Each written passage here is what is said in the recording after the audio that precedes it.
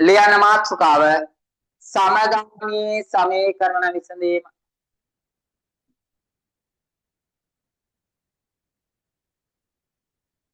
සමගාමී සමීකරණ සරල සමීකරණ වල ඔයාට මතක ඇති එක අඥාත පදයක් පමණයි තිබ්බේ.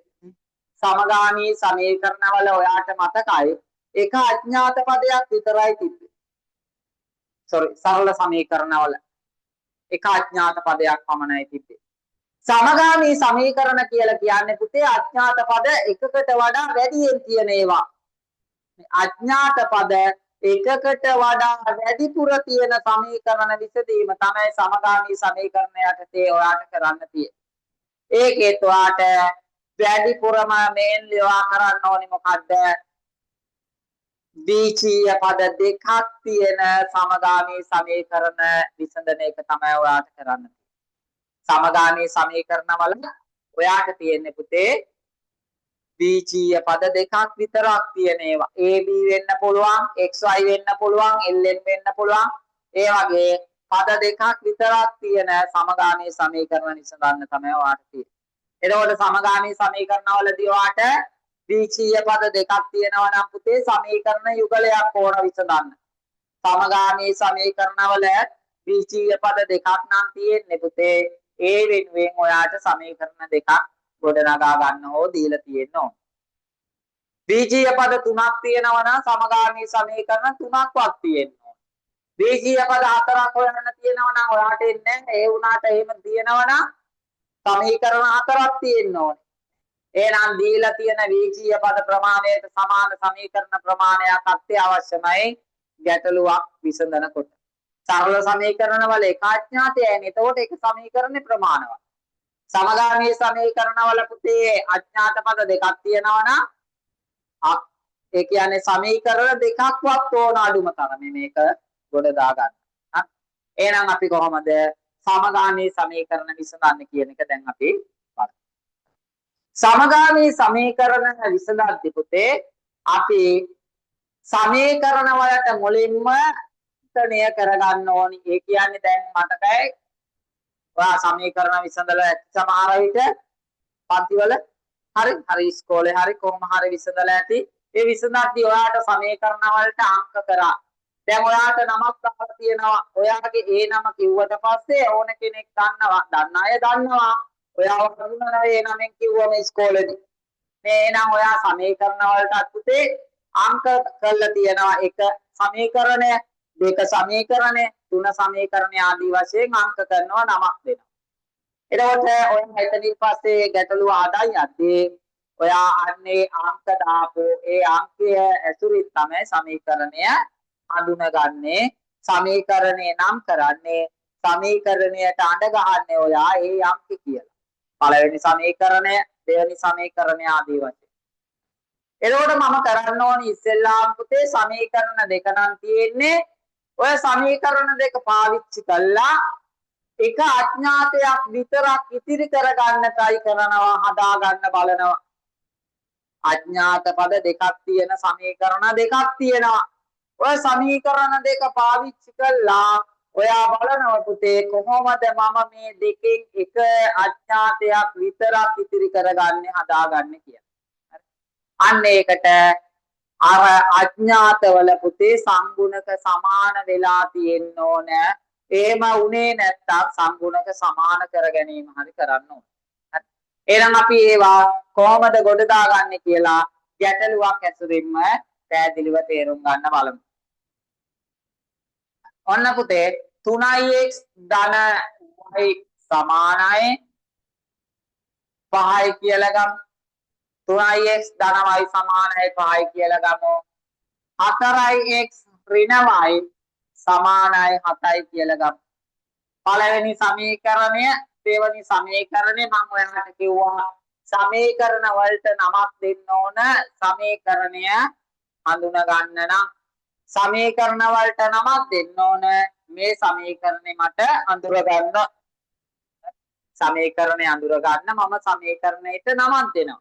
එතකොට මේ නම කිව්වම ඒ සමීකරණය තමයි එතනින් නියෝජනය කරන්නේ. එහෙනම් පුතේ මෙන්න බලන්න. මෙන්න මේක 3x ධන y කියන්නේ 5යි. ඒක පළවෙනි සමීකරණය. 4x ඍණ y කියන්නේ 9යි. ඒක දෙවෙනි සමීකරණය. මම ඔයාට කිව්වා මේ සමීකරණ දෙක පාවිච්චි කරලා මොකක් හරි ක්‍රමයකට අකුරු දෙකක් තිබ්බට එක අකුරක් බවට හරව ගන්න ඕන කියලා. මොකද්ද මං කිව්වේ?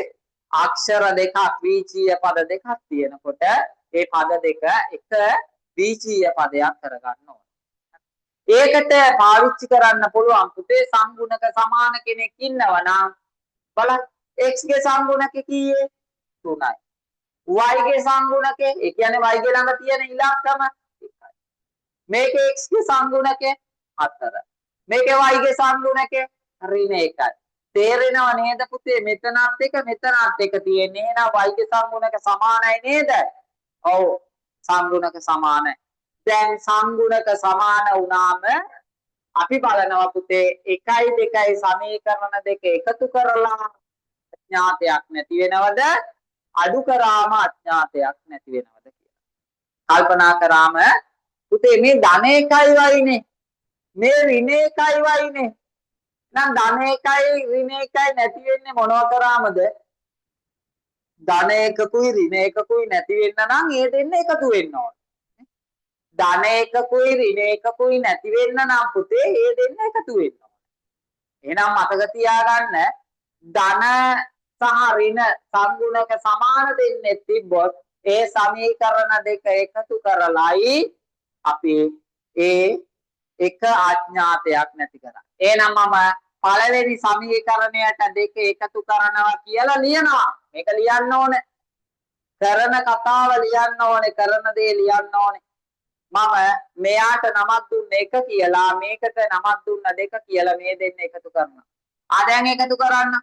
3x ධනවයි එකතු කරනවා 4x ඍණවයි. 5ට 9ක් එකතු වෙනවා නේ. සමීකරණේ වම් පැත්තයි දකුණු පැත්තයි දෙකම එකතු වෙනවා. දැන් වරහන් නැති කරන්නම් මම. 3x ධනවයි ධන 4x ඍණවයි. 9යි 5යි කීයද? පුතේ මේ ධන එකක් වයි තියෙනවා. මේ ඍණ එකක් වයි තියෙනවා. මේ දෙක එකතු කරන්න තියෙන්නේ. එතකොට නැති වෙනවා. මේ ධනවයි කෙනෙකුයි ඍණවයි කෙනෙකුයි නැති වෙනවා. 3යි 4යි 7ක් x තියෙනවා. 7ක් x කියන්නේ 14. එහෙනම් දැන් ඉතින් සරලම එකක්නේ. එහෙනම් එක x එකක් හොයන්න මොකද කරන්න ඕන? 14 බෙදනවා 7. x වලට උත්තරයක් එනවා 2යි කියලා. අන්න පුතේ x සමානයි 2යි කියලා උත්තරේ ආවා. x වලට උත්තරයක් එනවා 2යි කියලා.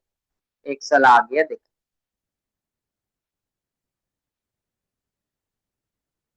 හරි. එක අඥාතයක් හොයලා ඉවරයි. එක අඥාතයක් ගොඩ දාගන්න. සමගාමී සමීකරණ විසඳද්දී එක අඥාතයක් හොයලා මදි දෙකම හොයන්න. දැන් පුතේ x දන්නවනේ. අනේ x දන්නකොට ඉතුරු ටික කරගන්න ලේසි. ඇයි? ඇයි දෙයනේ x දන්නවනම් මේක x වෙනුවට 2 දැම්මනම් y විතරයි ඉතුරු වෙන්නේ නේ. මේ x වලාගේ දන්නවනම් 2 කියලා මේක x වෙනුවට 2 දැම්මම y විතරයි ඉතුරු වෙන්නේ. මේක x වෙනුවට 2 දැම්මම y විතරයි ඒත් ඉතිරි වෙන්නේ. එහෙනම් මට පුළුවන් ඕන නම් x යගය එක සමීකරණයට ආදේශ කරන්න. ඔයාට ඕන නම් පුළුවන් දෙවෙනි සමීකරණයට ආදේශ කරන්න. ඒ ආදේශ කරද්දී පුතේ ඔයාට පහසුවේ කියලා හිතෙන සමීකරණයට ආදේශ කරන්න. එතකොට වැඩේ ගොඩ. නේ මම x ලාගිය 2යි මම හිතනවා පුතේ මෙන්න මෙයාට ආදේශ කරාම ගන්න ලේසි වෙයි කියලා මට මේකට වඩා. මේක ඍණ කතා එහෙම තියෙනවා. එහෙනම් x යාගේ එකට දැම්මොත් 3 වරක් 2 ධන y සමානයි 5. 3 වරක් 2 6 ධන y සමානයි 5. පුතේ y තනි කරන්න නම් 6ක් අඩු කරන්න එපා දෙපැත්තෙන්ම. මේ පැත්තේ 6 නැති වෙන නිසා මේ පැත්තෙන් විතරක් අඩු කරන්න. එහෙනම් 6න් 5ක් අඩු කරාම 1යි 5න් 6ක් අඩු කරාම ඍණ 1යි. එහෙනම් y වලට උත්තරය ඍණ 1. y සමානයි ඍණ 1යි කියලා එනවා. y සමානයි ඍණ 1ක් කියලා එනවා. ඔන්න හදාගන්න. එහෙනම් ඔයා ඔතෙන්දී හොඳට මතක තියාගන්න සමීකරණ දෙකක එක අඥාතයක සංගුණකේ සමානයි නම් ධනයි ඍණයි සමාන සංගුණක නම් තියෙන්නේ පුතේ එකතු කරාම එක සංගුණකයක් නැති වෙනවා.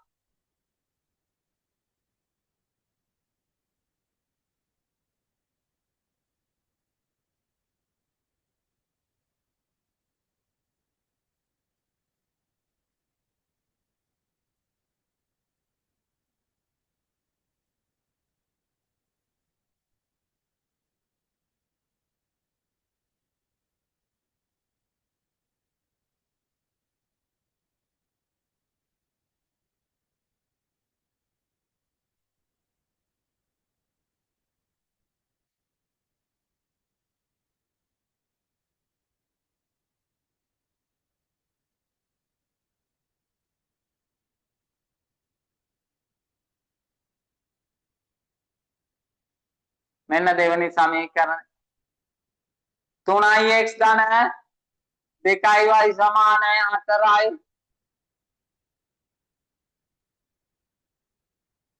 4ක් x ධන 2y සමානයි 6යි.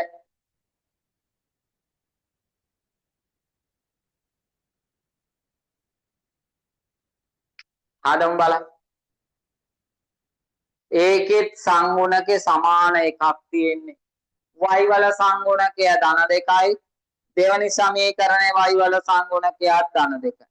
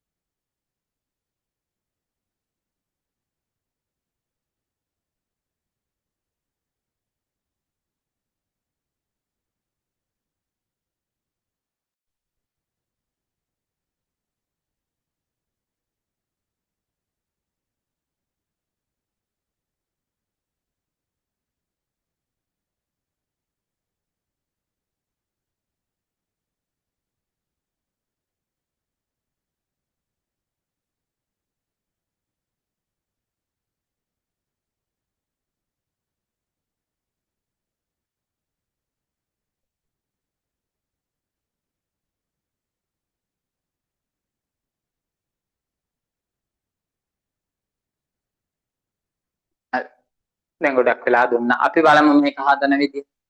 පුතේ සංගුණකය 2යි y මෙයා 2යි y නේ. මේක ධන 2ක් මේකත් ධන 2ක්. එකතු කරලා බලන්නකො එකතු කරන් 2යි 2යි 4යි නේ. එහෙනම් එකතු කරලා හරියනවද? නෑ එකතු කරලා හරියන්නේ නෑ. එකතු කරාම වැඩි වෙනවා 4ක් වෙනවා.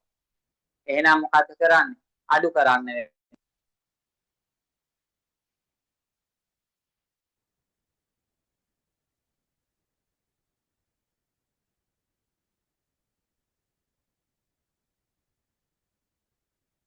ලොකු නිසා යට එක ලොකු නිසා මම යට එක අඩු කරනවා. එහෙනම් 4x ධන 2y ගෙන් අඩු වෙනවා 3x ධන 2y සමානයි 6 නුත් 4ක් අඩු කරන්න වෙනවා. දෙපැත්තෙන්ම අඩු කරන්න. එහෙනම් මම වර්ගයෙන් කරන 3x ධන 2y ඍණ 3x ඍණ 2y 6න් 4ක් 2යි. දැන් පුතේ ධන 2යි ඍණ 2යි කැන්සල් 4යි x න් 3යි x අඩු නම් x සමානයි 2යි කියලා. x ලාගය 2යි කියලා. දැන් ඉතින් x ලාගය ඔයාට ඕන එකට දාන්න දෙකට දාන්න ඕන එකට. x යාගය මම එකට නම් දාන්නේ එක සමීකරණ x වෙනුවට ආදේශ කරනවා. 3 වරක් 2 දාන්න 2y සමානයි 4යි.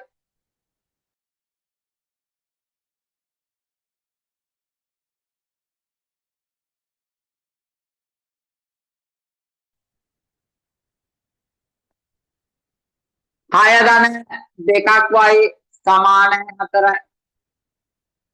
පුතේ 6 නැති කරන්න ඕන y තනි කරනකොට සරල සමීකරණයක් දැන් දෙපැත්තෙන්ම 6ක් අඩු කරනවා. එතකොට අර පැත්තෙන් විතරක් 6 අඩු වෙන එක වෙනවා. එහෙනම් 2y කියන්නේ ඍණ 2. එහෙනම් y තනි කරන්න නම් පුතේ ඍණ 2 බෙදන්න ඕන 2කින්. එතකොට y වලට උත්තරයක් එනවා ඍණ 1යි කියන්නේ. y සමානයි ඍණ 1යි කියලා එනවා. y සමානයි ඍණ.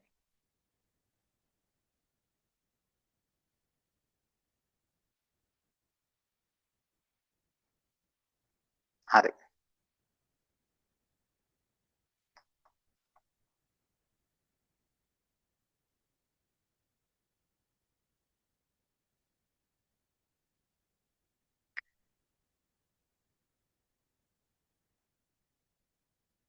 තුනක් x ඍණ 2ක් y සමානයි බිඳුවයි. 3ක් x ඍණ 2ක් y සමානයි බිඳුවයි. 5ක් x ඍණ 5ක් x ඍණ 2ක් y සමානයි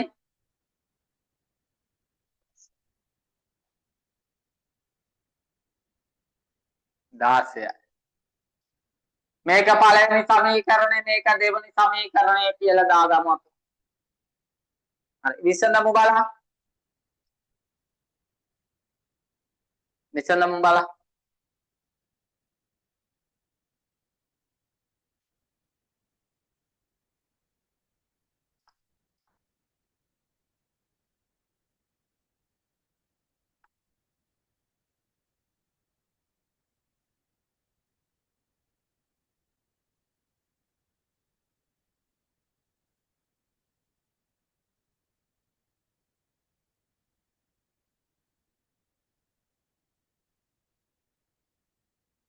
ඍණ 2ක් y තියෙනවා ඍණ 2ක් y තියෙන සමීකරණ දෙකේ සංගුණක සමානයි හැබැයි දෙකම ඍණනේ එකතු කරාම පුතේ ඍණ ඒව දෙකක් එකතු කරා ඍණ වලින්මනේ උත්තරේ එන්නේ.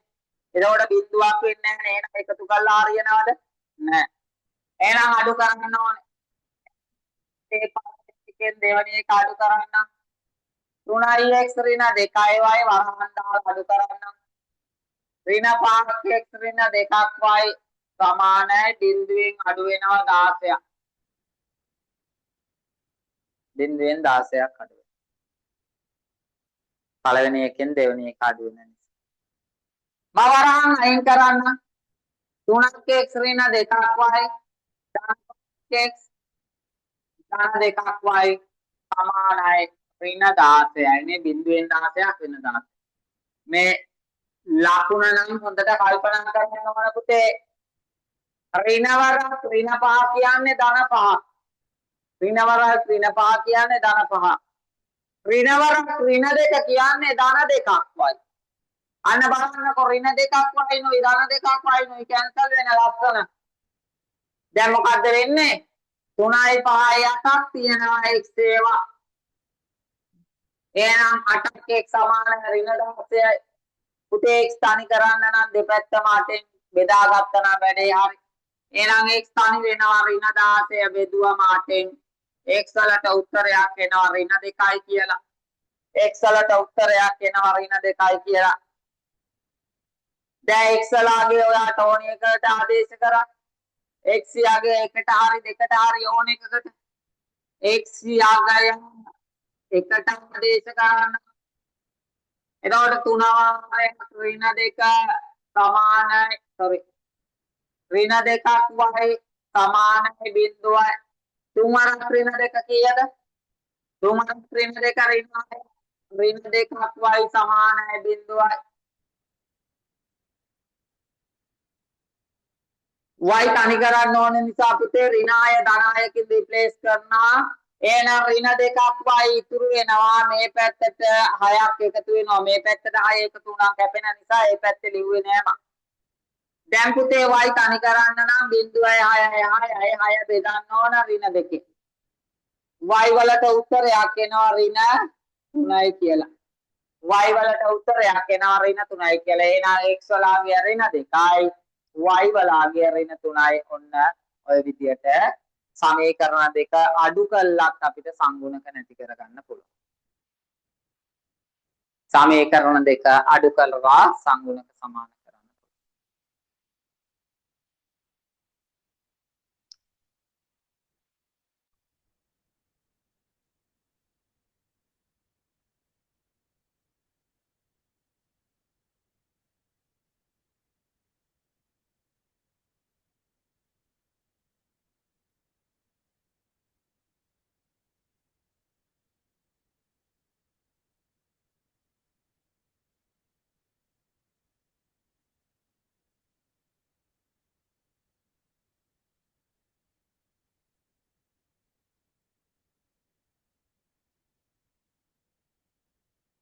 හරි.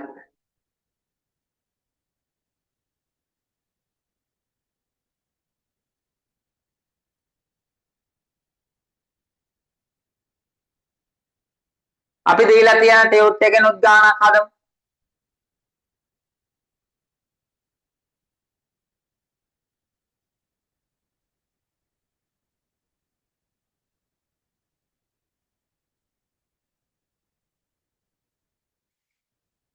දෙවාරයක් x ඍණ 1 ධන y සමානයි 8යි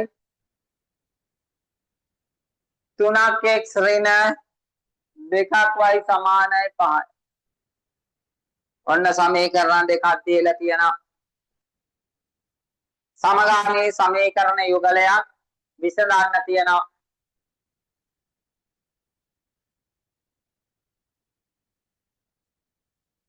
පුතේ බලන්නකෝ මේ දෙකටම අංක දාන්න. මට මේක පුරුදු විදියට තියනවද? නෑ. මෙහෙම දාලා තියෙනවා. මේවා අපිට එච්චර පුරුදු නෑනේ. ඒක නිසා මම වරහන් අයින් කරලා පළවෙනි සමීකරණේ මට ඕන විදියට හදන්න. එහෙනම් පළවෙනි සමීකරණයේ එහෙනම් දෙවරක් x මොකක්ද? 2යි. දෙවරක් 1 2යි. ධන y සමානයි 8යි. එහෙනම් පුතේ මේ අඩු කිරීම දෙක නැති කරන්න මම දෙපැත්තටම දෙකක් එකතු කරන්නම්. එතකොට මේ පැත්තේ එනවා 2x ධන y සමානයි 8 ධන 2 කියලා. අන්න දැන් එනවා 2x ධන y සමානයි 8යි 2යි කීයද? 10යි කියලා. අන්න තුන්වෙනි සමීකරණය.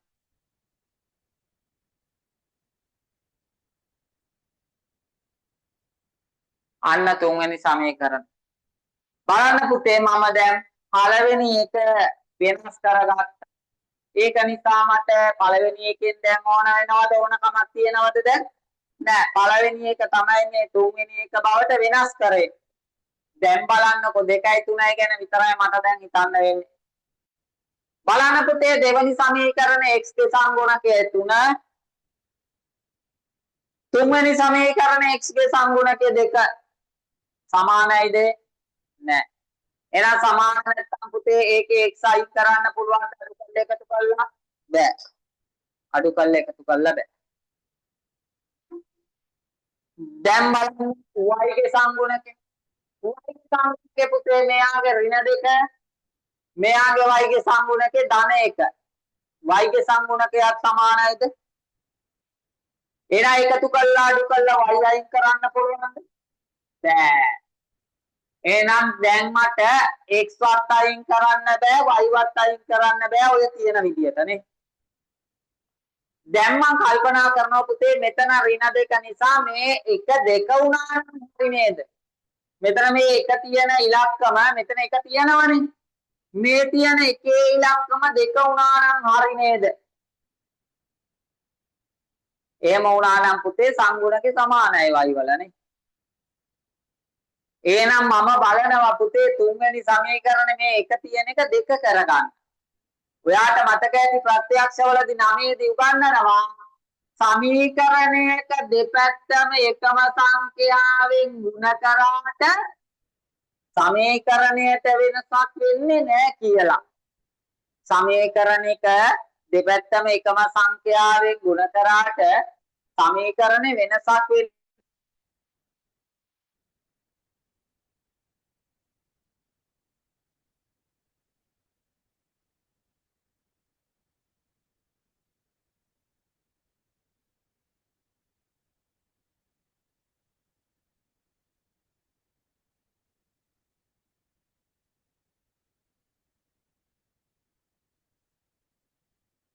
එයා හතරවෙනි සමීකරණය කියලා ගත්තා.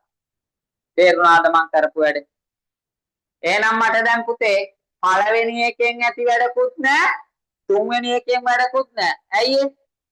පුතේ අනේ පළවෙනි එකනේ මම තුන්වෙනි එක කරේ. තුන්වෙනි එකනේ මං හතර කරේ. ඒ මට සංගුණක සමාන වෙනකන් මම මේ කරගෙන යන්නේ. එහෙනම් දැන් මට වැදගත්කමක් තියෙන්නේ දෙවෙනි සමීකරණයයි හතරයි විතරයිනේ. එහෙනම් මෙන්න මේ සමීකරණ දෙක තමයි මට දැන් වැදගත්. බලන්නකො පුතේ මෙතන ඍණ දෙක මෙතන ධන දෙක. ඍණ දෙකයි ධන දෙකයි නැති වෙන්නේ මොකක් වුණාමද? එකතු කරාමනේ. එහෙනම් අන්න දැන් දෙවනි සමීකරණයට එකතු කරන හතරවෙනි සමීකරණය. දෙවනි සමීකරණය 3x ඍණ 2y එකතු කරනවා පුතේ 4x ධන 2y. පහට එකතු වෙනවා කවුද?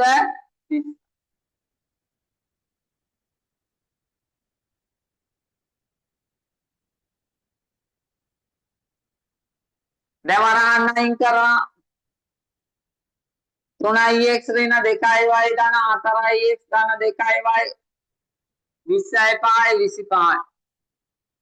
අන්න y ට y කැපිලා ගිහිල්ලා 7යි x එනවා. එතකොට x වලට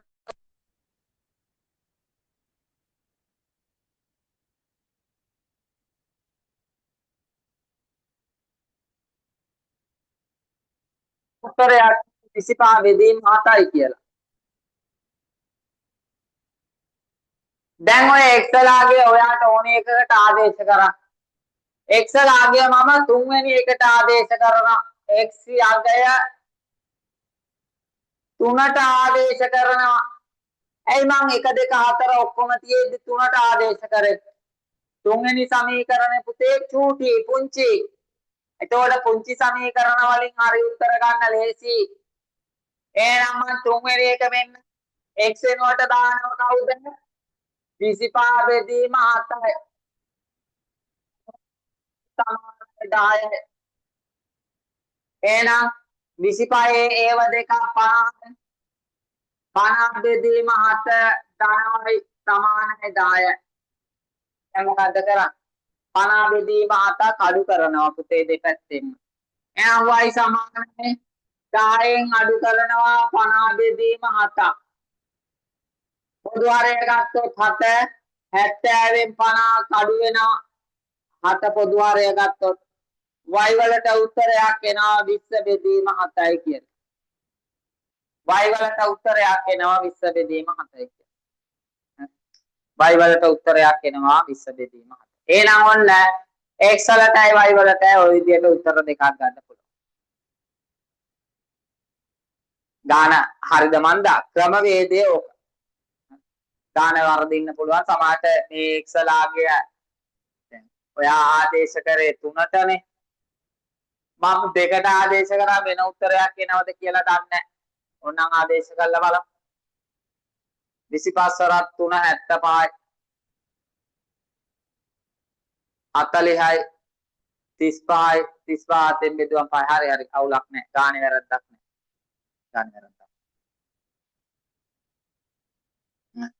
එහෙනම් ඔන්න ඔය විදිහට මට සුළු කරන්න පුළුවන්කම තියෙනවා. එහෙනම් පුතේ ඒ ගානේ සංගුණක සමාන වුණේ නැහැ. එතකොට මට සිද්ධ වුණා සංගුණකය සමාන කරගන්න. සංගුණක සමාන කරගන්න.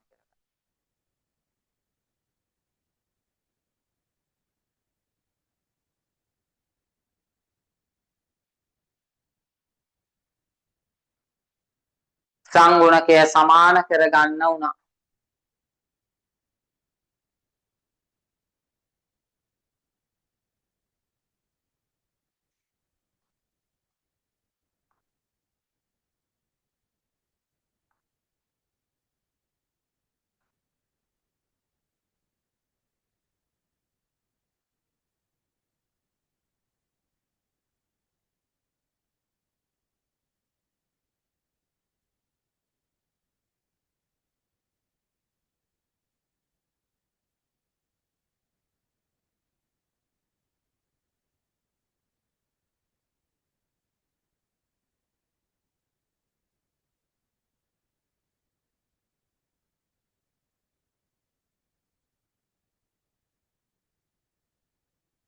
මේ ගාන කරමු.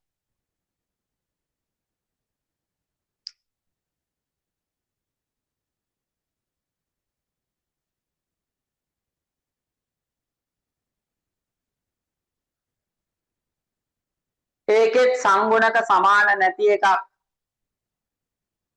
සංගුණක සමාන නැති එකක්.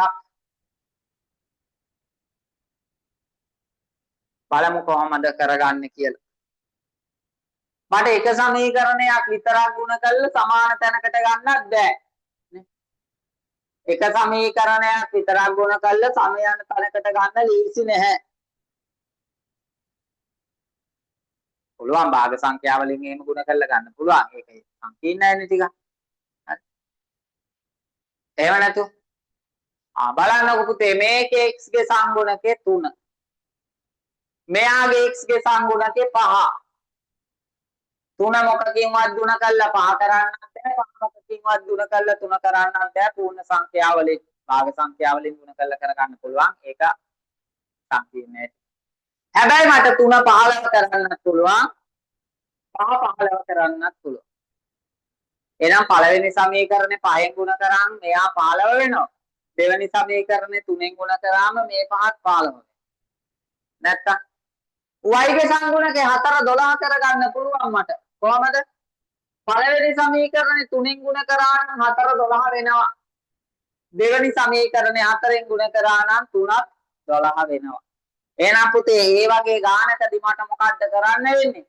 සමීකරණ දෙකම යම් කිසි සංඛ්‍යාවලින් ගුණ කරගන්න වෙනවා. එහෙනම් මම මෙන්න පළවෙනි සමීකරණය ගුණ කරනවා 3ෙන් 3 වරක් 3 9යි 4 වරක් 3 12යි. සමීකරණය අනිත් පැත්තට ගුණ කරන්නේ 3 1 3යි යන්න තුන්වෙනි සමීකරණය. දැන් මම දෙවෙනි සමීකරණය ගුණ කරනවා පුතේ 4ෙන් 5 වරක් 4 20යි 3 වරක් 4 12යි 9 වරක් 4 30යි කියලා දාගන්න.